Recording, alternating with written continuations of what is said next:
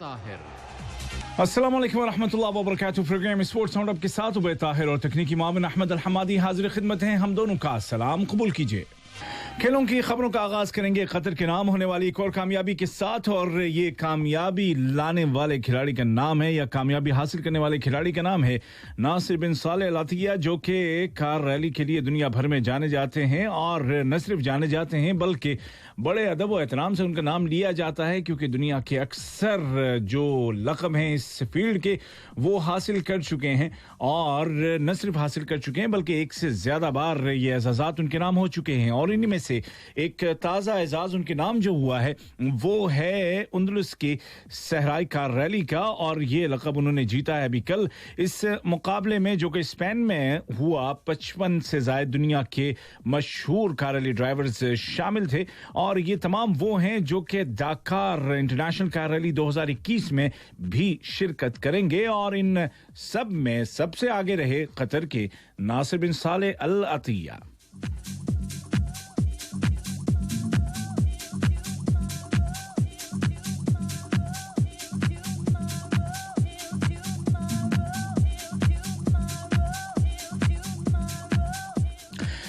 Asian champions league 2020 का final match कहां होगा, एक सवाल है। वैसे तो होता यूं है कि सिस्टम के तहत जो टीम पहुंचती है फाइनल में, दो टीमें जाहिर है कि फाइनल में होंगी, तो उन्हीं में से किसी एक टीम के होम ग्राउंड पर खेला जाता है ये फाइनल। और तय यूं है कि चूंकि एक टीम होती है उन एशियाई मुल्कों से ताल्लुक उसका होता है जो कि एशियाई खित्ते के मशरिक में है, और दूसरी टीम का ताल्लुक होता है एशिया के मगरब में वाक़े ममालिक से। और इस बार मगरबी मुल्कों से ईरान का ब्रिस्बेलिस नामी फुटबॉल क्लब पहुंच चुका है एशियन चैंपियंस लीग 2020 के फाइनल में, और सेमीफाइनल में उसने सऊदी अरब के क्लब को यहां दोहा में होने वाले मुकाबलों में शिकस्त दी थी। लेकिन अब हालात कुछ यूं बन रहे हैं कि कोविड-19 की वजह से इस बात का अंदाजा बड़ा आसान हो गया है कि ईरान में एशियाई फुटबॉल इत्तेहाद इस मुकाबले को मुनाकिद करने की इजाजत नहीं देगा, क्योंकि इसमें अब ज्यादा दिन नहीं है। 19 दिसंबर को होगा ये मैच, और अभी तक ये वाज़ेह नहीं है कि फाइनलिस्ट दूसरा कौन सा होगा, क्योंकि अब जो मशरकी ममालिक हैं एशिया के, उनके फुटबॉल क्लब्स के दरमियान मुकाबले शुरू हो रहे हैं। और जब वहां से एक क्लब आखिर तक पहुंचेगा तो उसका मुकाबला 19 दिसंबर को ईरान के ब्रिस्बेलिस नामी फुटबॉल क्लब से होगा। तो खबर यह है कि इस बात के कवी इम्कान है, तकरीबन 90%, कि ये फाइनल मैच यहां दोहा में होगा।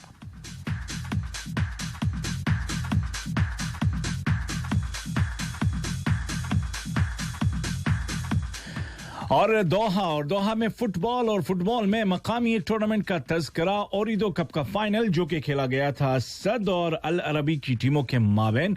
और फाइनल मैच में असद की टीम ने, हालांकि उसके खिलाड़ी नौजवान खिलाड़ी थे और उनके जो महारथी हैं वो इस मैच के लिए अवेलेबल नहीं थे क्योंकि वो नेशनल टीम के कैंप में शामिल हैं, लेकिन उसके बावजूद अल अरबी टीम को आउट क्लास कर दिया असद के खिलाड़ियों ने, और 4-0 से न सिर्फ मैच जीता बल्कि जबरदस्त अंदाज में अपने क्लब को तारीख में दूसरी मर्तबा ये कप यानी कि ओरिदो कप दिलवा दिया।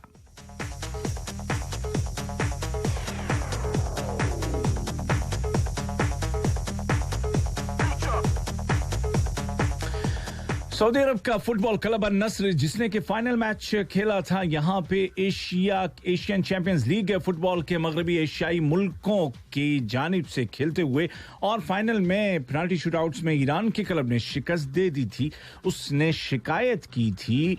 और शिकायत ये थी एशियाई फुटबॉल इत्तेहाद में कि एशियन चैंपियंस लीग के लिए जो हिदायत जारी की गई थी उसमें शिक नंबर 59 की खिलाफ वर्जी की थी ईरान के फुटबॉल क्लब ने। लेकिन आज एशियाई फुटबॉल इत्तेहाद ने कहा कि आपका ये एतराज रद्द किया जाता है और आज के बाद हम आपकी कोई बात नहीं सुनेंगे इस सिलसिले में, लिहाजा तमाम की तमाम बातें गलत और ईरान के फुटबॉल क्लब की तमाम बातें बिल्कुल सही।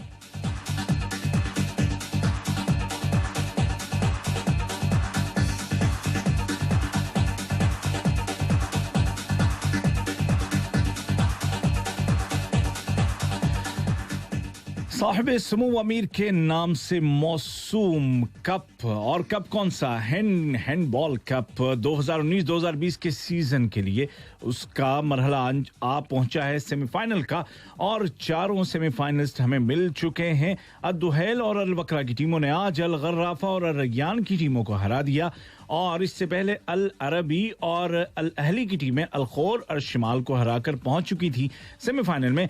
अब इन चारों के दरमियान सेमीफाइनल होगा मंगल के दिन, जबकि आइंदा जुमे को शाम 5 बजे अद-दुहैल के इंडोर हॉल में होगा फाइनल मुकाबला।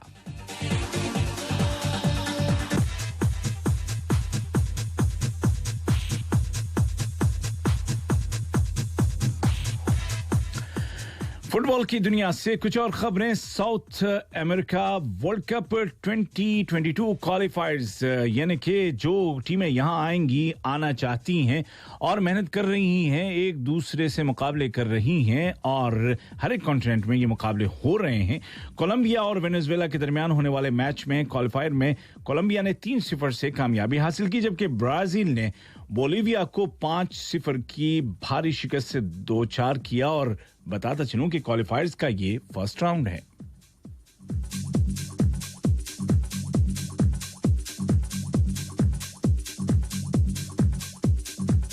यूरोप चलते हैं, जहां यूरोपियन नेशंस लीग के मुकाबलों के तीसरे राउंड में लग्जमबर्ग ने साइप्रस को 2-0 से हराया है। मोंटेनेग्रो ने अजरबैजान को 2-0 से शिकस्त दी है। लातविया और फरेर आइसलैंड्स के दरमियान मुकाबला एक गोल की बराबरी पर खत्म हुआ। जिब्राल्टर ने शिकस्त दी है लेंस्टेनटाइन को, क्या नाम है, 1-0 से।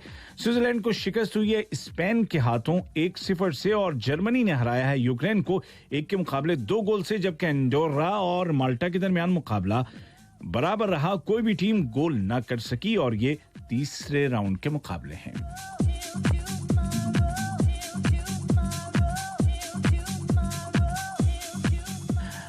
और इसी यूरोपियन नेशंस लीग के आज होने वाले तीसरे राउंड के मुकाबलों में कजाकिस्तान और अल्बानिया के दरमियान मैच बराबर रहा। आयरलैंड और वेल्स के दरमियान भी मैच बराबर रहा। इनमें से किसी भी मैच में कोई भी गोल नहीं हुआ। कुछ मुकाबले इस वक्त जारी हैं और अभी तक उनका नतीजा नहीं आया है फाइनल, जिसमें कि नेदरलैंड्स और बोस्निया के दरमियान मैच हो रहा है। बेलारूस और लिथुआनिया के दरमियान मुकाबला जारी है। बेल्जियम और इंग्लैंड की टीमें आपस में खेल रही हैं। क्रोएशिया और स्वीडन के दरमियान मुकाबला हो रहा है। इसी तरीके से नॉर्वे और रोमानिया, फिनलैंड और बुल्गारिया, जॉर्जिया और आर्मीनिया, और आज और जो मुकाबले होंगे उसमें अहम मैचेस आपको बताता चलूं, शायद आपकी दिलचस्पी हो। तो इटली का मुकाबला पोलैंड से है, एक जबरदस्त मैच। पुर्तगाल का मुकाबला फ्रांस से है, और तवक्को है कि यह मुकाबला भी जबरदस्त होने वाला है।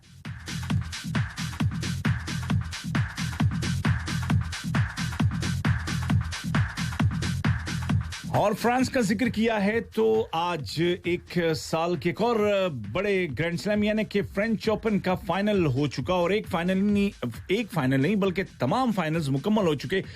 मर्दों के सिंगल्स का भी, खवातीन के सिंगल्स का भी, और डबल्स का भी, और मिक्स डबल्स का भी सारे फाइनल हो चुके, और हर जगह से फाइनलिस्ट हमें मिल चुके। और सबसे पहले जिक्र उस लक़ब का और उस खिलाड़ी का जिस पर सबकी नजरें थी, और ये मुकाबला था मर्दों के सिंगल्स के जुमरे में टाइटल के लिए होने वाले मैच। और ये मैच था आलमी नंबर 1 और आलमी नंबर 2 के दरमियान। नोवाक जोकोविच और स्पेन के राफेल नडाल के दरमियान। नडाल ने कोई मौका नहीं दिया जोकोविच को, और बैक टू बैक सीधे स्ट्रेट सेट्स में शिकस्त दे दी। पहले सेट में तो एक गेम भी ना जीत सके जोकोविच, 6-0।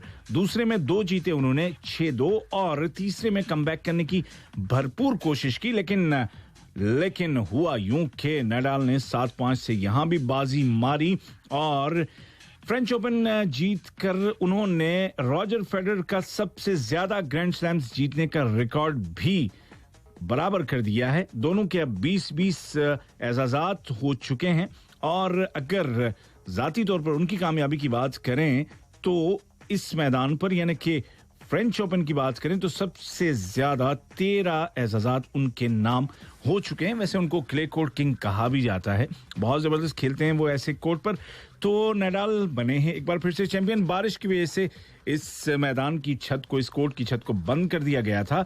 मैच हुआ मुकम्मल। वहीं खवातीन के सिंगल जुमरे का फाइनल मैच कल खेला गया था और ये अमेरिका की फोर्थ सीडेड सोफिया केनिन और पोलैंड की कम उम्र कम सिन खिलाड़ी सिर्फ 19 साला इजा शेनेथिक के दरमियान हुआ और पोलैंड की इस नई खिलाड़ी ने, कम सिन खिलाड़ी ने मुकाबला जीत लिया 6-4 और 6-1 से सेट्स में और एक तारीख रकम कर दी, क्योंकि पोलैंड की वो पहली खिलाड़ी हैं जिन्होंने ये मुकाबला, ये ग्रैंड स्लैम जीता है। और इसी तरीके से 1992 के बाद इतनी कम उम्र फाइनल जीतने वाली खिलाड़ी भी वो बन गई हैं। 1992 में मोनिका सेलिस, जिनका ताल्लुक अमेरिका से है, उन्होंने ये मुकाबला जीता था।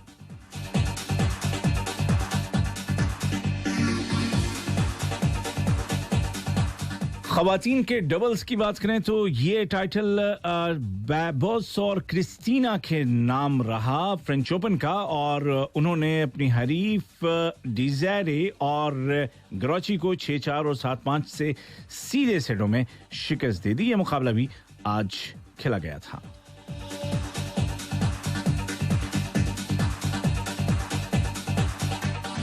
मर्दों के डबल्स का फाइनल मुकाबला हुआ जर्मनी के केविन क्रोज और एंड्रियास स्मिथ के नाम और इन्होंने फाइनल मैच में क्रोएशिया के मैथबेश और ब्राजील के ब्रोनो की जोड़ी को शिकस्त दे दी स्ट्रेट सेट्स में 6-3 और 7-5 से और सिर्फ 1.5 घंटे में काम तमाम कर दिया।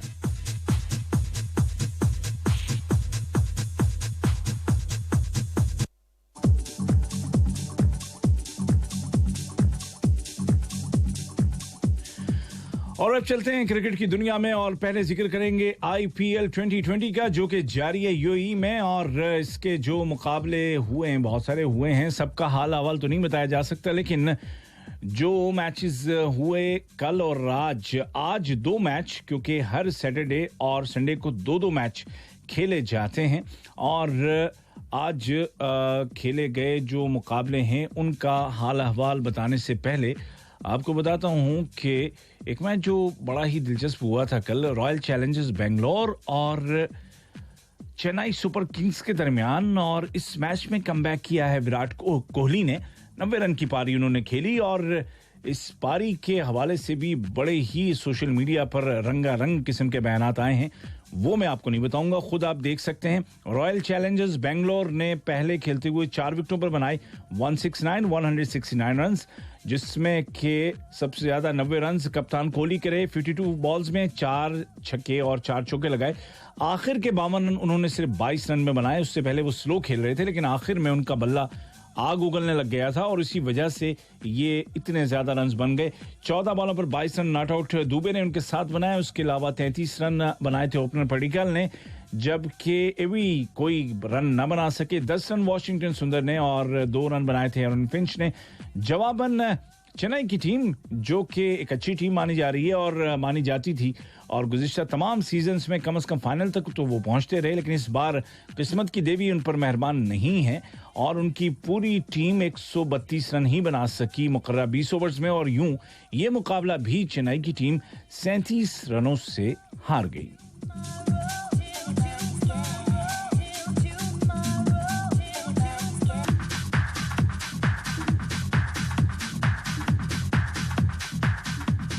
एक और मैच जो कि कल खेला गया था वो था कोलकाता और किंग्स 11 पंजाब के माबैन। कोलकाता नाइट राइडर्स पहले खेले और उन्होंने बनाए 164 रन, जिसमें कि कप्तान कार्तिक का बल्ला बोला और पहली बार इस सीजन में बोला। उन्होंने 58 रन बनाए 29 बॉल्स में। उसके अलावा 47 बॉल्स पर 57 रन बनाए थे शुभम गिल ने और बड़े अहम मौके पर उन्होंने वो रन स्कोर किए थे। 164 के जवाब में किंग्स 11 पंजाब, जिसने कि शानदार आगाज किया था और उनकी पहली विकेट 115 के मजमूई स्कोर पर जाके गिरी थी, लेकिन 2 रन कम रह गए। 162 रन ही वो बना सके और ये मुकाबला 2 रनों से जीत लिया कोलकाता ने। एक बड़ा ही आसाब शिकन मुकाबला था।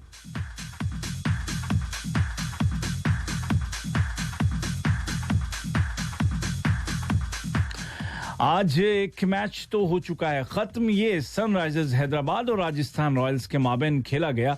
दुबई में होने वाले इस मैच में पहले खेलते हुए सनराइजर्स हैदराबाद ने बनाए 158 रन, जिसमें के 54 रन के साथ मनीष पांडे और 48 रनों के साथ कप्तान वार्नर रहे टॉप स्कोरर।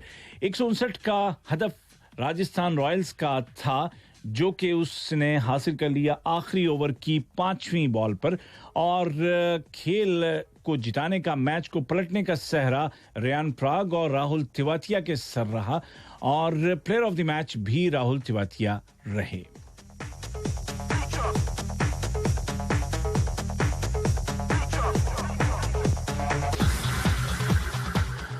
पॉइंट्स टेबल पर टॉप की टीम दिल्ली कैपिटल्स और दूसरे नंबर पर मुंबई इंडियंस के दरमियान मुकाबला इस वक्त जारी है, और 37 बॉलों में 51 रन चाहिए मुंबई को ये मैच जीतने के लिए। दिल्ली के लड़कों ने पहले खेलते हुए बनाए हैं 162 रन, और लड़के मैं इनको यूं ही नहीं कह रहा, बल्कि शिखर धवन के अलावा सब छोटे छोटे बच्चे हैं, और 69 रन आज शिखर धवन ने बनाए। पहली पारी इस सीजन की जो कि लंबी थी उनके बल्ले से निकली। 42 रन से बनाए कप्तान अय्यर ने 162।